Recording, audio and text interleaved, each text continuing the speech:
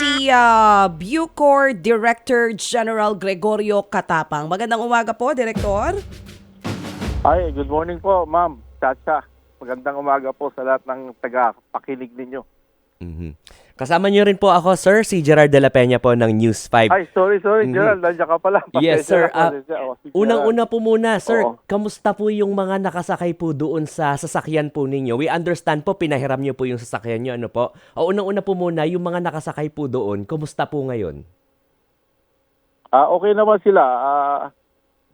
Medyo ini-interview namin kung ano parang ba nangyari yun. Dahil hindi kami nakasakay noong panahon na yun. O si Asik Pereras, hindi siya nakasakay. So, then re-review namin kung ano ba yung naging mga lapses ng security nila, paano sila na-monitor yung movement nila. Pero, other than that, okay naman sila. They're back to their duty na pag-secure kay Asik. Oo. Direktor, tama po Oo. ba yung narinig ko sa inyo? Sa mga balita, lumabas talagang hindi po kayo nakasakay at matagal na nga raw yata po yung napaihiram ito pong sasakyan ninyo kay Pereras. Pero siya, maging siya po Opo. ay wala rin dun sa sasakyan ng mangyari po yung pamamaril? Opo, kasi yung sasakyan po galing sa Bucor headquarters. And then papunta sa bahay ni Asik Pereras nung nangyari yung pamamaril. So wala po kami. Oo. So, Hindi po kami nakasakay. anong oras po ito at ang sakay lang pala po dito ay yung driver. Tama po, nasusundo sana kay Pereras. Driver po at saka mga security na susundo kay Asik. Base Pereira. po sa mga initial na investigasyon, anong oras po ito nangyari, Direktor? At Mga saan exactly area po? Mga around 6 a.m. kahapon. Dahil kasi po pasusunduin na nga po si Secretary o ASEC, Assistant Secretary. And then nung bandang nagtahan na, kasi somewhere Quezon City nakatira si Asik Pereras. Sinubukan barilin yung sasakyan. Yun na yung parang tangka na pang-ambush o whatever, kung anong intention ng bumaril. Nung nakita nila na hindi lumusot yung bala sa salamin, nag-decide sila na hindi na i-engage yung sasakyan kasi nga hindi naman nila mapapenetrate yung sasakyan o mababaril yung mga tao sa loob. Ito So po, pag northbound Northbound. from Muntinlupa, northbound skyway papuntang Quezon City, exit sana yung sasakyan ni Asik Pereras Quezon Avenue. Pero bago dumating Quezon Avenue, sinubukan na nila kung pwedeng ma-penetrate yung sasakyan. So nung nakita nila na bulletproof, nag-exit sila sa kaliwa sa nagtahan exit. Sir, di ba merong merong convoy, may security convoy to, may isa pang sasakyan na kasama po yung sasakyan po ninyo. Opo. Ano po ba normally ang procedure kapag po may nangyaring ganitong insidente? Ano po ba ang ginagawa noong kasama po na security escort? Yung nangyari kasi yung security escort nandoon sa harapan nung sasakyan ni Asik Pereras. Pero normally, pag nandoon si Asik Pereras, yung security convoy nasa likod. So ang nangyari, hindi nila nakita kasi nabaril sila sa likod. opo. Kasi yung security escort nasa unahan din ng sasakyan ni Asik Pereras. Yun pong pagkakakilanlan, yun pong mga namaril. Ilan daw po exactly? Tsaka ang ginamit, tama, Toyota Vios po ba? Nakasasakyan, Hindi po ito mga nakamotor. Opo, ongoing po yung investigation kasi sabi ko, kami, ina-analyze namin, paano tatamaan nung kung nakasakay ka lang sa Vios, mababa yung Vios mataas yung Hilux.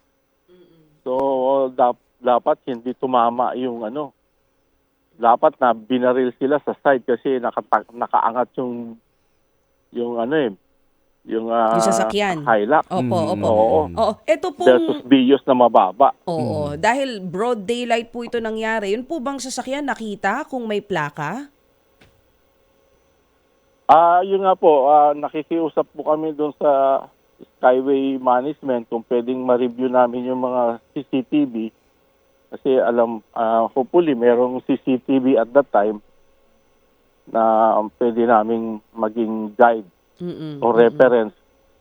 Makita kung anong sasakyan ang bumaril doon sa sa sasakyan ni Asek Pereira. So, right now, in coordination pa po kayo sa pamunuan ng Skyway para mabigyan po kayo nitong mga CCTV, kopya ng CCTV. Opo. Hello po, Direktor? Opo. In coordination po kami with the Skyway Management. So, yung pagkakakilanlan nito pong namaril, kung ilan sila, wala pa po talaga tayong malinaw at konkretong sagot kung sino po itong mga ito. Pero yung target po, base sa nakikita nyo, Direktor, dahil sabi sa mga balita, kayo po at si Pereras ay nakatatanggap ng death threats mga ilang buwan na daw po. Opo. Talagang kasama po yan sa trabaho kasi iba talaga itong trabaho na ito eh. Mga kriminal ang inaano mo dito. Binabantayan, nire-reforma. And then of course, yung mga tao natin, hindi naman sa minamaliit natin ang ating bureau, na-involved din sa mga hindi magandang pangyayari bago kami dumating ni Asek Pereira. Kung matatandaan nyo, yung Calcilapid case na kung saan nag-connive ang mga empleyado ng Bucor at saka mga PDL sa pagpatay ng isang broadcaster. So talaga pong may threat dito. Nakakaiba po itong trabaho na ito. At Direktor, hindi nyo po isinasantabi talaga na may kinalaman ito doon po sa ginagawa nyong paglilinis dyan po sa hanay ng Bureau of Corrections. Opo, talaga pong napakalaki at napakalawak ng problema sa Bucor. So siguro dumating ng punto na medyo nagkakaroon na tayong paglilinaw sa pagbabago dito sa Bucor. Iba na po yung ginagawa nila ngayon. Marami pong style itong mga gustong sumira sa amin kung ano-ano pong ginagawa. Ngayon naman, medyo physical na po ang binabalak nila. Kaya nasa ibang level na po yung pagtutunggali ng mabuti at masama o good versus evil dito sa Bucor. Pero ganun pa man, hindi po kami matitinag at sanay po kami dyan. Trabaho po namin yan. Dati mga ex-military po kami. Si General Pereira, kung pwede kong banggitin, isang one-star general at saka Judge Advocate General po siya ng AFP nung kapanahunan ko. Kaya hindi po yan umaatras sa pagsubok. Sir, kung itong insidenteng ito ngayon, ang description niyo po pisikalan na po. Before this, ano po yung siguro na-experience po ninyo in relation to the reforms na ginagawa niyo po sa loob ng Bucor? Yung dati, paninirang puri, di ba? Mismong yung pinalitan ko, kung ano-ano pinagsasabi sa akin, o mga vloggers, kung ano-ano mga pinagsasabi sa atin. So, kasama po yan sa trabaho. Kasama po yan sa, kumbaga kasama na yan sa sweldo, binabayaran ng gobyerno sa amin. Opo. Sir, without jeopardizing your security, is this always the practice na na kayo po ay hindi nakasakay dun sa inyong sasakyan at pinahiram nyo kay Asek Pereras yung inyong sasakyan? Hindi naman jeopardize, kaya lang na-pattern sila kasi mukhang nasundan sila eh. Okay. Simula sa Muntinlupa sinusundan na sila eh. Kasi alam nila kung anong gagawin. Pero palagi ko hindi naman directly threat. O parang kasi alam nila wala rin si Pereras eh. Yes. Na hindi nakasakay eh. So, hindi ako sure pero we will dig deeper. Kasi alam nila yung movement eh. O, Yes. so, ibig sabihin, may nakaalam niya na, sunduin natin si ASEC. O siguro, ngayon lang sinubukan ng wina-warningan si ASEC kung ano man ang niya, mga nagte-threaten sa kanya. Mhm. Oo, yung nakita na, alam namin yung movement mo, so mag-iingat ka, wag kang wag mo kami masyadong banggain, whatever. Mm. Yun po siguro yung message. So Itong kahapon na pangyayari. so mukhang tagaloob po rin talaga ang gumawa nito. More or less, kasi bakit nalaman yung movement? Yes. Siguro, tama rin po kayo, may security lapses o whatever, yung movement na na monitor o baka matagal na yan na nasusundan, whatever. Pero ongoing po yung hindi wala pa po tayong kinukonclude na ganito ganyan. Hopefully matukoy natin o mapag-aralan na maigi yung nangyari kahapon. Yung sinasabi niyo po kanina na mababa yung sasakyan na ginamit, yung mga pinagtatakhan niyo po. So may posibilidad din na posibleng baka mananakot lang, lalo pa kung talagang target po either kayo po or si Pereras, bala ka talagang naniguro po siguro po itong mga suspect. Opo, hindi po natin binabaliwala yung analysis nyo po. Baka yun rin po yung purpose nila. Takutin kami. Oo. Opo. Speaking of takot po, base po dito sa nangyari sa inyo kahapon, kayo po may mga security pa. Ang ikinatatakot din ng mga ordinaryong mamamayan, nangyari po ito, katerikan ng araw, 6:00 ng umaga, at sa Skyway pa kung saan may mga CCTV. Paano po kaya natin masisiguro na sa mga ordinaryong mamamayan hindi mangyayari po yung ganito? Kaya nga po yung aming movement, very limited po yan eh. Kaya kung minsan may nagyayaya sa amin na kumain sa ganitong lugar o magkita sa iniiwasan na po namin. Kaya kung pwede, doon lang po kami sa headquarters, sa bureau, at hindi na po kami lumalayo.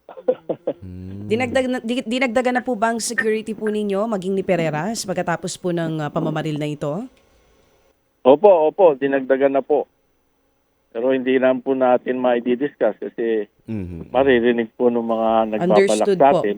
Understood. Opo. Opo. Director, moving forward, ano po ang plano ninyo pagkatapos po nitong pamamaril na ito? Tuloy pa rin po tayo sa paglilinis dyan sa Bucor. Sabi nyo nga kanina, pareho kayo ni Pereras, hindi po kayo aatras sa kahit anong pananakot pa po yan.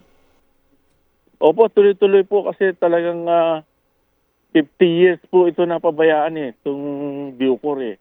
Nagpatong-patong ng problema na humantong sa if you can't lick them, you join them. So, anong nangyari po dun sa previous management na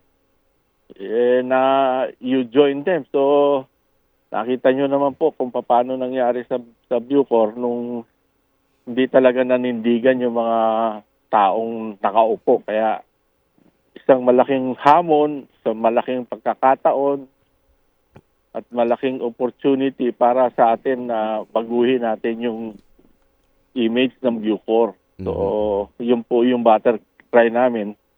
Bagong Bucor sa bagong Pilipinas.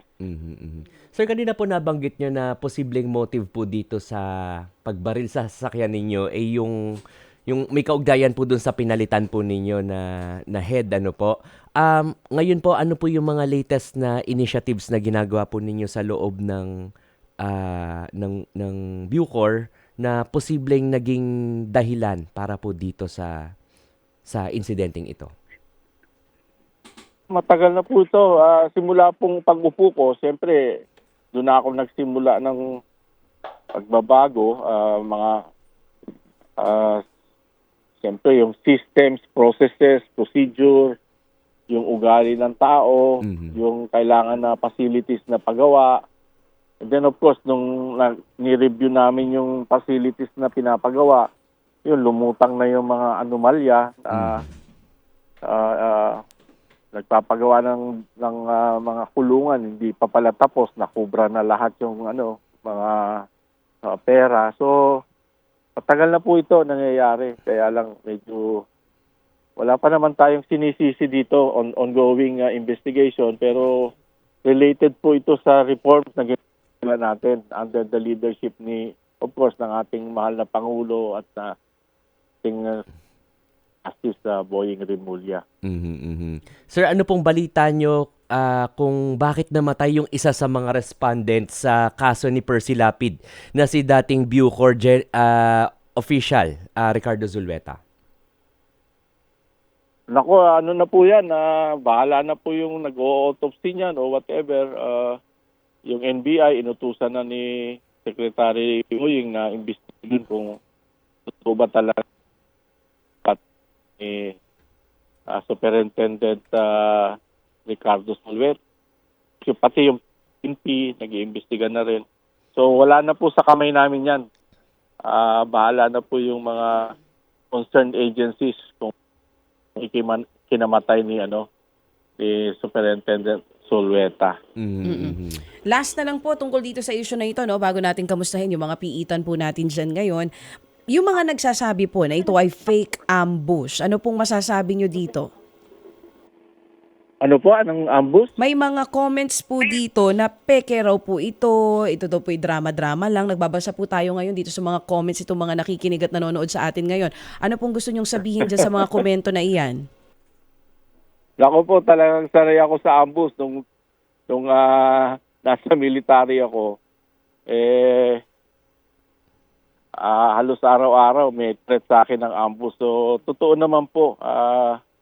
Yung kanya-kanya pong kuro-kuro yan eh. Pero pabayaran po natin, may nag-iimbestiga naman po. Kung totoo yan o hindi. Nasa NBI, saka PNP na po yung investigation. Inalaw po namin yung NBI, imbestigahan yung sitwasyon. At ngayon, nasa PNP yung sasakyan.